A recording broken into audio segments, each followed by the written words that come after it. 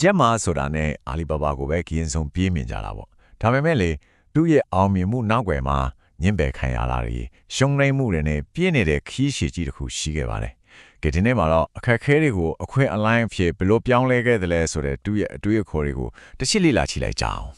်အောင်မြင်မှုရဲ့အထွတ်ထိပ်ကိုမရောက်ခင်မှာဂျက်မာဟာပညာရေးမှာထက်ခါရှုံးနှိမ့်ချရပါတယ်တက်ကတူဝင်ခွင့်စာမေးပွဲကို၃ချိန်တိုင်ကြာရှုံးချတယ်ဆိုတာကဘာကိုပြနေလဲဆိုတော့သူ့ရဲ့ဇွဲလုံလာကမရပါအရေးချင်းထက်တောင်ပိုးပြီးအရေးကြီးတယ်ဆိုတာပါပဲအလုံးအချိန်30ကျော်ညင်းပြက်ခံရတာကိုစိတ်ကူးကြည့်လို့ရမလားဥမာ KFC မှာဆိုရင်လူ24ယောက်ရှောက်တာ23ယောက်တောင်အလုပ်ရသွားတယ်သူတယောက်ပဲကြံခဲ့တာပ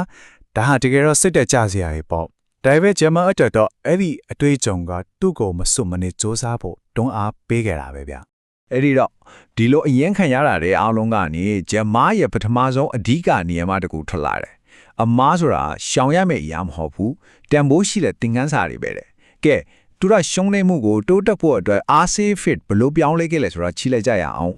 ဂျမားရဲ့အတွေ့အခေါ်ကတကယ်တော့ရိုးရှင်းတဲ့လုပ်ငန်းစဉ်လေးတစ်ခုပဲလိုက်နာသွားတာပါရှုံးနေမှုနဲ့ကြုံလာတဲ့အခါနောက်ဆုံးလိုက်မဲ့စာကို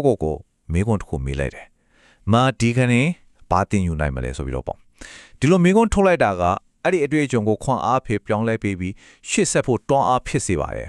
အဲ့ဒါကြောင့်ပဲဂျက်မာရဲ့စကားအတိုင်းပါပဲကိုတန်ဖိုးထားလိုက်တဲ့အမားတိုင်းဟာအောင်မြင်မှုစီကိုလန့်တက်ရမယ်လေကားတစ်တစ်ခုဖြစ်လာတာပေါ့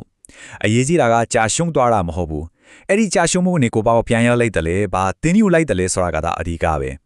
ကဲအမားလို့ခွင့်ရှိတယ်ဆိုတဲ့အသွေးခေါ်လေးကိုကင်ခါပြီးတော့အသက်30မတိုင်ခင်အလို့ကင်ခွေးရဲ့ပထမဆင့်ကိုတစ်ချက်ကြည့်လိုက်ကြအောင်ဒီအချိန်ကရဲရင်ရမယ့်အချိန်စူးစမ်းရမယ့်အချိန်ပြီးတော့အရေးကြီးဆုံးကတော့တင်ယူရမယ့်အချိန်ပေါ့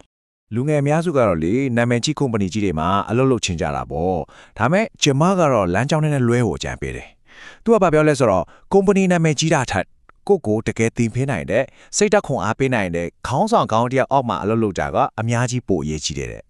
ဂျမားအတွက်တော့ခေါင်းဆောင်ခေါင်းဆိုတော့အမိတ်ပေးတဲ့သူတက်မဟုတ်ပါဘူးသူကကိုယ့်ရဲ့အတွေးခေါ်တွေကိုစိန်ခေါ်မဲ့သူကိုယ့်ရဲ့အရေးချက်အပေါ်တန်ရယုံမြေခွန်းထုတ်မဲ့သူအဲ့လိုနဲ့ပဲနောက်ဆုံးမှာကိုပိုကောင်းတဲ့ပညာရှင်တယောက်ဖြစ်လာအောင်ပုံသွင်းပြီးမဲ့သူမျိုးကိုဆိုလိုတာပါငယ်ရွယ်ချိန်မှာကိုယ့်မှာရှိတဲ့အချီးမဆုံးအားသားချက်ကဘာလဲဒီလားအချိန်ပဲအဲ့တော့စမ်းသက်ကြည့်ပါစူးစမ်းလေးလာပါကြာရှုံးမှကိုမကြောက်ပါနဲ့ကြာရှုံးသွားရင်တော့ဒါကသင်ခန်းစာတစ်ခုပဲလေပြန်ထားဖို့အချိန်ကအများကြီးရှိနေသေးတာပဲကဲအသက်30နဲ့40ကြားမှာအစအသက်တွေစူးစမ်းရှာဖွေမှုတွေလုပ်ပြီးသွားပြီဆိုတော့အသက်40ကျော်လာတဲ့အခါနီးပြူဟာတောင်းဖို့အချိန်ရောက်ပြီဒီအစင်ကတော့ဟိုဆက်လေးသားမျိုးမဟုတ်တော့ဘူးကိုတကယ်ကျွမ်းကျင်တဲ့အရာတစ်ခုတည်းကိုပဲနက်နက်ရှိုင်းအာယုံဆက်ရမယ့်အချိန်ဖြစ်လာပြီဒီအသက်အရွယ်ရောက်လာပြီဆိုရင်တော့လေကိုယ့်ရဲ့စွမ်းရည်အများစုကိုတကယ်တော်ရရဒီပုံမှာပဲနက်နက်ရှိုင်းမြောက်နှံလိုက်တာအကောင်းဆုံးပဲဒါက